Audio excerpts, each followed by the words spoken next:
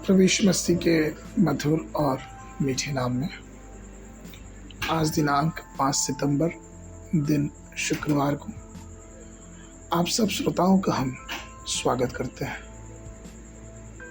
आज के दिन के लिए जो वचन है लिया गया है यूहन्ना रचित सुसमाचार उसका 4:24 पर।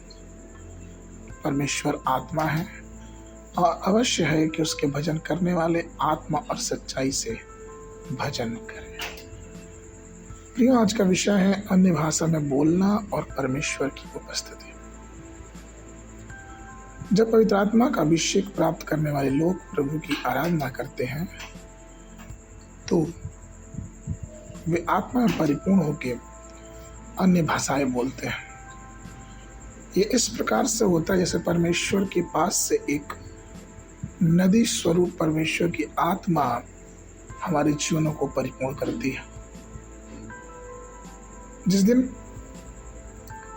एक इंसान प्रभु यीशु मसीह को अपना उद्धारकर्ता स्वीकार करता है तो वचन कहता है कि उसके लिए स्वर्ग में बड़ा आनंद होता है। और ये सही भी है। ये इसलिए क्योंकि जब वो प्रभु यीशु मसीह को अपना उद्धारकर्ता स्वीकार करता है तो उसके पाप और उसके श्राप छूट जाते हैं। लेकिन उसके बाद जो कार्य उस इंसान को करना है, वो चाहे हम और आप हों, वो ये है कि हमको परमेश्वर की आत्मा से भरना है। क्योंकि जब हम परमेश्वर की आत्मा से भरते हैं तब हमें परमेश्वर की सामर्थ और अन्य भाषा बोलने का वरदान मिलता है। बाइबल में हमें प्रभु के आत्मा के 9 वरदानों के बारे में बताया गया है, जिसमें पहला है अन्य भाषाओं का वरदान। अन्य भाषाओं का वरदान ये है कि वे नई नई भाषाएं बोलते हैं। जब हम परमेश्वर द्वारा दिए गए वरदान के अनुसार अपने जीवनों को परमेश्वर की उपस्थिति में रखते हैं तब हम और आप ये देखने पाते हैं कि किस प्रकार से परमेश्वर की आशीषें हमारे जीवनों में आती हैं। इसलिए पहला कुरिन्थियों उसके 14 अध्याय के 15 पद में पौलुस कहते हैं, सो क्या करना चाहिए? मैं आत्मा से भी प्रार्थना करूंगा और बुद्धि से भी प्रार्थना करूंगा। मैं आत्मा से गाऊंगा और बुद्धि से भी गाऊंगा।